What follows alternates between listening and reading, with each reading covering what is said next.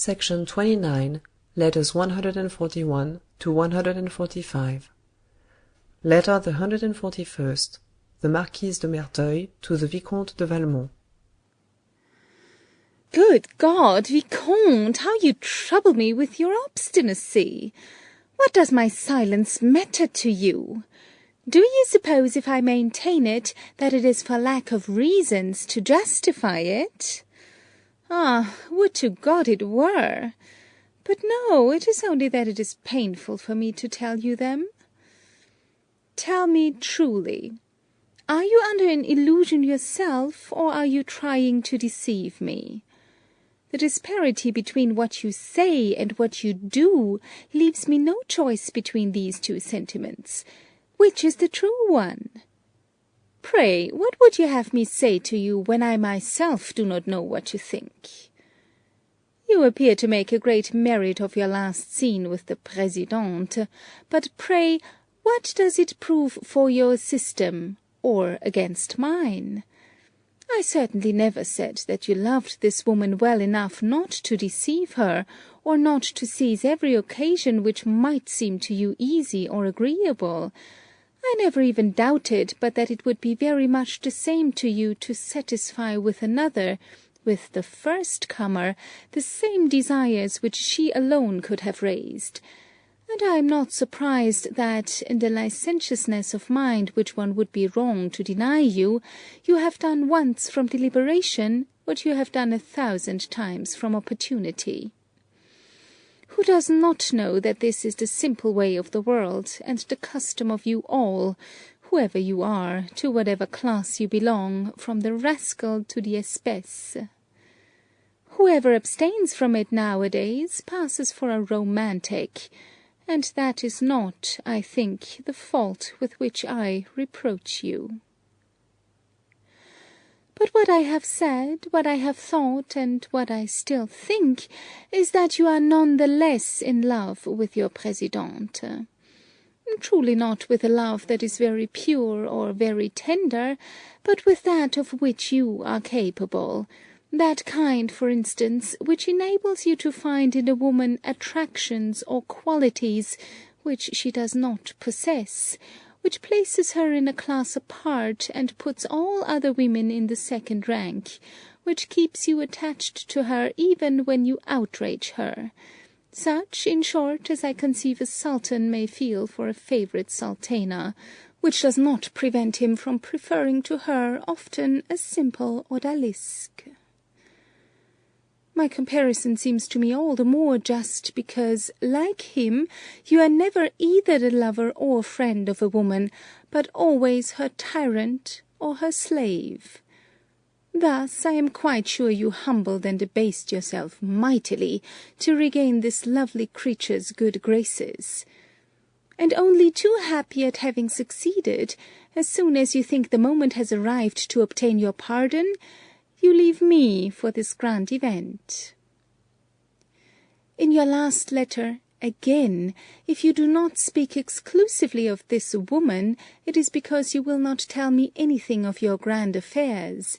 They seem to you so important that the silence which you maintain on this subject seems to you sufficient punishment for me. And it is after these 1,000 proofs of your decided preference for another that you ask me, calmly, whether we still have any in common. Take care, Vicomte. If I once answer you, my answer will be irrevocable, and to be afraid to give it at this moment is perhaps already to have said too much. I am resolved, therefore, to speak no more of it. All that I can do is to tell you a story. Maybe you will not have time to read it, or to give so much attention to it as to understand it, right? That is your affair. At worst, it will only be a story wasted. A man of my acquaintance was entangled, like you, with a woman who did him little honour. He had indeed, at intervals, the wit to feel that, sooner or later, this adventure would do him harm, but although he blushed for it, he had not the courage to break it off. His embarrassment was all the greater in that he had boasted to his friends that he was entirely free, and that he was well aware that, when one meets with ridicule, it is always increased by self-defence. He passed his life thus, never ceasing to commit follies, never ceasing to say afterwards, "It is not my fault." This man had a friend, and she was tempted at one moment to give him up to the public in this state of frenzy, and thus render his ridicule indelible. However, being more generous than malicious, or perhaps for some other motive, she wished to make one last attempt, so that, whatever happened, she might be in a position to say, like her friend, "It is not my fault." She sent him, therefore, without any other explanation, the following letter, as a remedy whose application might be useful to his disease. "One tires of everything, my angel. It is a law of nature. It is not my fault. If, then, I am tired to-day of an adventure which has occupied me exclusively for 4 mortal months, it is not my fault. If, for instance, I had just as much love as you had virtue, and that is saying much, it is not surprising that one should finish at the same time as the other. It is not my fault. Hence it follows that for some time past I have deceived you, but then your pitiless fondness in some measure forced me to it. It is not my fault. To-day a woman whom I love to distraction demands that I sacrifice you. It is not my fault. I am very sensible that here is a fine opportunity for calling me perjured, but if nature has only gifted men with constancy, whilst it has given women obstinacy, it is not my fault. Believe me, take another lover, as I have taken another mistress. This advice is good, very good. If you think it bad, it is not my fault. Adieu, my angel. I took you with pleasure. I leave you without regret. Perhaps I shall return. This is the way of the world. It is not my fault. It is not the moment, Vicomte, to tell you the effect of this last attempt and what resulted from it, but I promise to let you know in my next letter. You will find there also my ultimatum as to the renewal of the treaty you propose. Until then, quite simply, adieu. By the way, I thank you for your details as to the little Volanges. It is an article that will keep for the Gazette of Scandal on the day after her marriage. In the meantime, I send you my condolences on the loss of your progeny. Good night, Vicomte. At the Château de 24th of November, 17... Letter the 142nd. The Vicomte de Valmont to the Marquise de Merteuil. Upon my word, my lovely friend, I know not whether I have misread or misunderstood your letter, and the story you told me, and the model little epistle which it contained. All I can tell you is that this last seemed to me original and calculated to produce an effect, so that I simply copied it, and quite simply again sent it to the celestial Présidente. I did not lose a moment, for the tender missive was dispatched yesterday evening.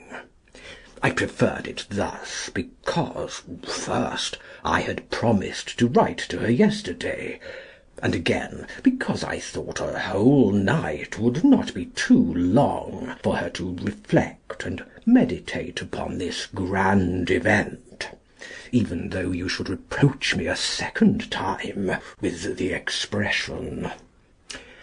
I hoped to be able to send you my beloved's reply this morning, but it is nearly noon, and I have as yet received nothing. I shall wait until 5 o'clock, and if then I have no news of her, I shall go and inquire myself. For in matters of form, above all, 'tis only the first step that is difficult. At present, as you may well believe, I am most anxious to hear the end of the story of this man of your acquaintance, so vehemently suspected of not knowing at need how to sacrifice a woman. Did he not amend? And did not his generous friend give him her pardon? I am no less anxious to receive your ultimatum, as you so politically say. I am curious, above all, to know if you will find love again in this last proceeding. No doubt there is, and much of it, but for whom? Still I make no pretensions, and I expect everything from your charity. Adieu, my charming friend. I shall not seal this letter until 2 o'clock, in the hope of being able to enclose the expected reply. At 2 o'clock in the afternoon. Still nothing. I am in a mighty hurry. I have not time to add a word, but this time will you still refuse the tenderest kisses of love? Paris, 25th November, 17. Letter the 143rd. The Présidente de Tourvel to Madame de Rosemonde. The veil is rent, madame, upon which was painted the illusion of my happiness. Grim truth enlightens me, and shows me naught but a sure and speedy death, the road to which is traced between shame and remorse. I will follow it. I will cherish my torments, if they cut short my existence. I will send you the letter which I received yesterday. I will add no reflections on it. It contains them all. The time has passed for complaint. Nothing is left but to suffer. It is not pity I need, but strength. Receive, madame, the one farewell that I shall utter, and grant me my last prayer. It is to leave me to my fate, to forget me utterly, to consider me no longer upon the earth. There is a stage of misery in which even friendship augments our sufferings and cannot heal them. When wounds are mortal, all succour becomes inhuman. All emotion is foreign to me save that of despair. Nothing can befit me now save the profound darkness in which I will bury my shame. There I will weep over my faults, if I can still weep, for since yesterday I have not shed a tear. My withered heart no longer furnishes any. Adieu, madame. Do not answer me. I have made a vow upon that cruel letter never to receive another. Paris, 27th November, 17 . Letter the 144th. The Vicomte de Valmont to the Marquise de Merteuil. Yesterday, at 3 o'clock in the evening, my lovely friend, being out of patience at having received no news, I presented myself at the house of the deserted fair. I was told that she was out. I saw nothing more in this phrase than a refusal to receive me, at which I was neither vexed nor surprised, and I retired in the hope that this step would induce so polite a woman to honour me with at least a word of reply. The desire I had to receive it brought me home on purpose about 9 o'clock, but I found nothing there. Astonished at this silence, for which I was not prepared, I sent my chasseur for information, and to discover if the sensitive person was dying or dead. At last, when I had returned, He informed me that Madame de Tourvel had indeed gone out at 11 in the forenoon with her waiting maid, that she was driven to the convent of, and that at 7 o'clock in the evening she sent back her carriage and servants, saying that they were not to expect her home. This is certainly acting according to rule. The convent is the widow's right asylum, and if she persists in so laudable a resolution, I shall add to all the other obligations which I owe her that of the celebrity which this adventure will assume. I told you some time ago that in spite of your uneasiness, I should only reappear upon the stage of the world brilliant with new éclat. Let them show themselves, then, these severe critics, who accused me of a romantic and unhappy passion. Let them make quicker or more brilliant ruptures. Nay, let them do better. Let them present themselves as consolers. The way is clear for them. Well, let them only dare to attempt the course which I have run from end to end, and if one of them obtains the least success, I yield him the place of honour. But they will all discover that when I am at any pains, the impression I leave is ineffaceable. This one, I am sure, will be so, and I look upon all my other triumphs as nothing, if in this case I was ever to have a favoured rival. The course she has taken flatters my self-love, I admit, but I am annoyed that she should have found sufficient strength to separate herself so much from me. There will be no obstacles between us then, save those of my own formation. What, if I wished to renew with her, she might be unwilling. What am I saying? She would not desire it, deem it no more her supreme happiness. Is it thus that one loves? And do you think, my lovely friend, that I ought to suffer it? Could I not, for instance, and would it not be better, endeavour to bring this woman to the point of seeing the possibility of a reconciliation, which one always desires as long as one has hope? I could try this course without attaching any importance to it, and consequently without your taking umbrage.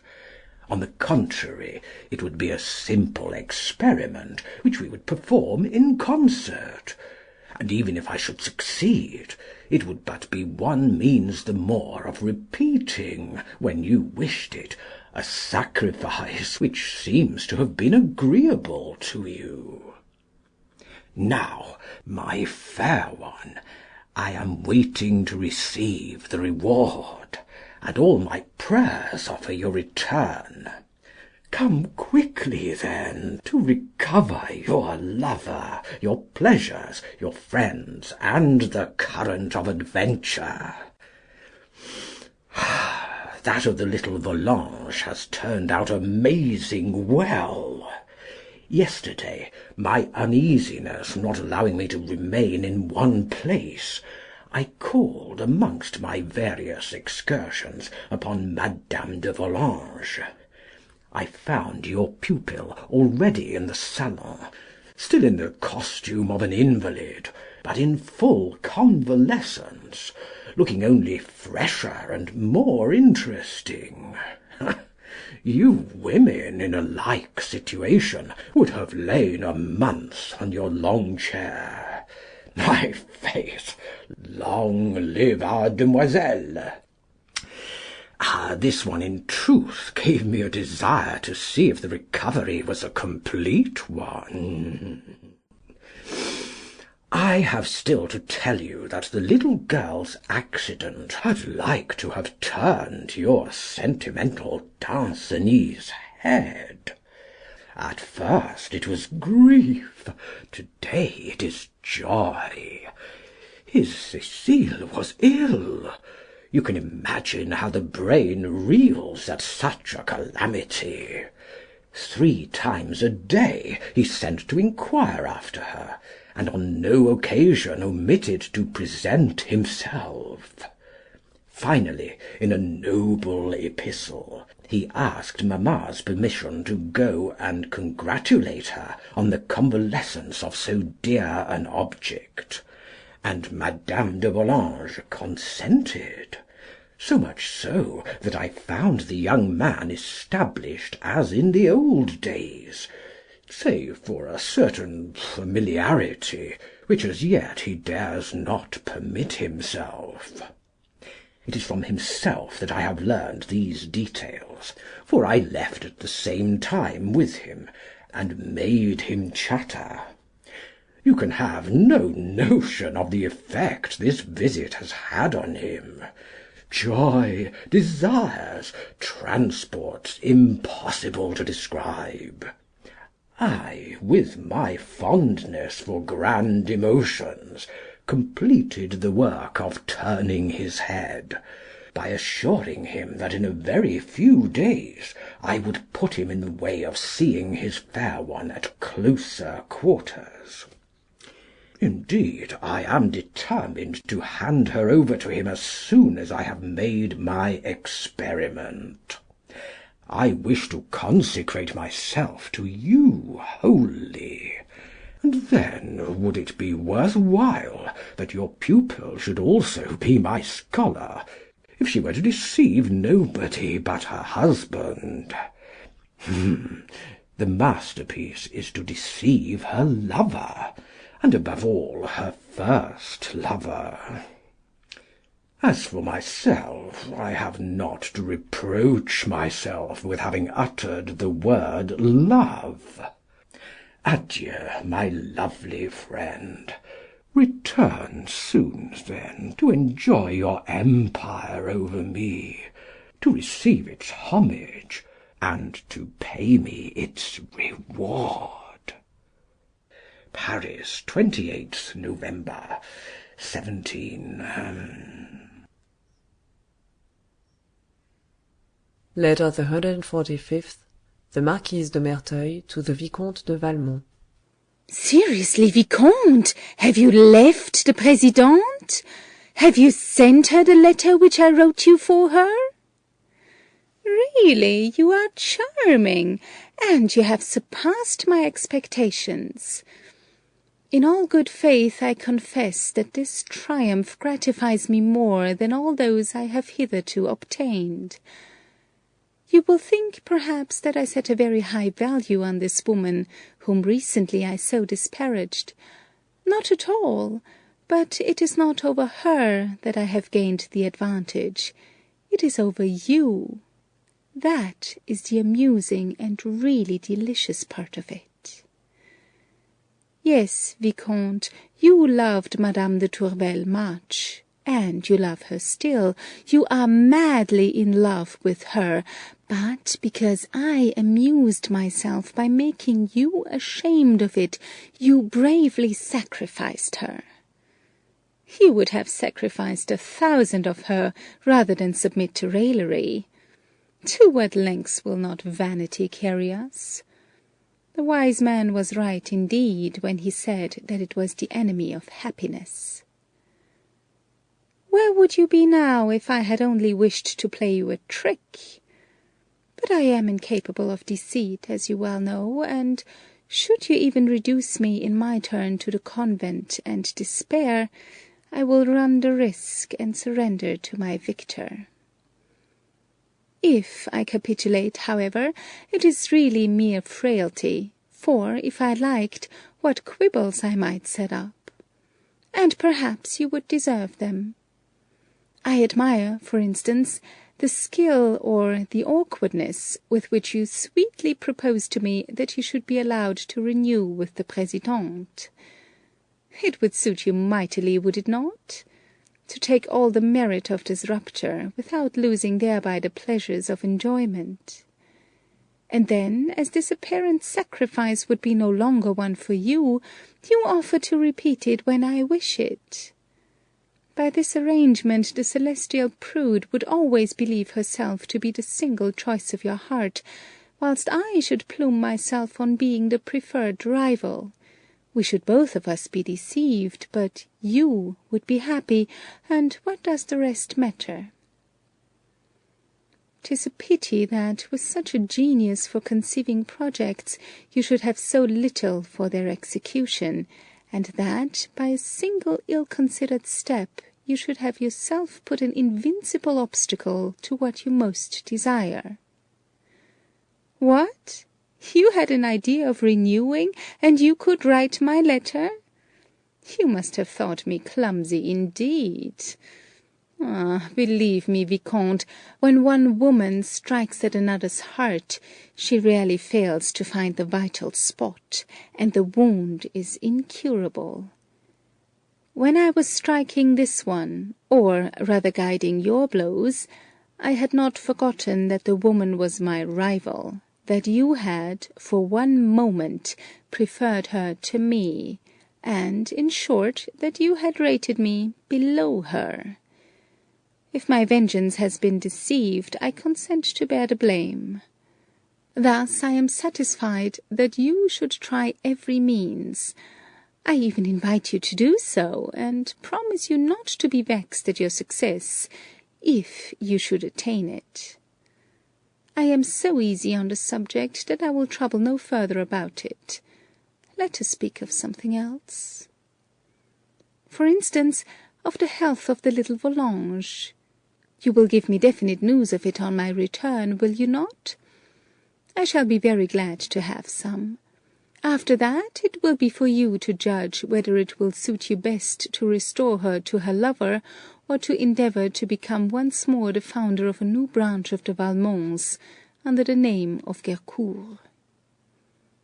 This idea strikes me as rather diverting, and in leaving you your choice, I ask you not to take any definite step until we have talked of it together. This does not delay you very long, for I shall be in Paris immediately. I cannot tell you the precise day, but you may be sure that you will be the first informed of my arrival. Adieu, Vicomte. In spite of my peevishness, my malice, and my reproaches, I have still much love for you, and I am preparing to prove it to you. Au revoir, my friend. At the Château de 29th of November, 17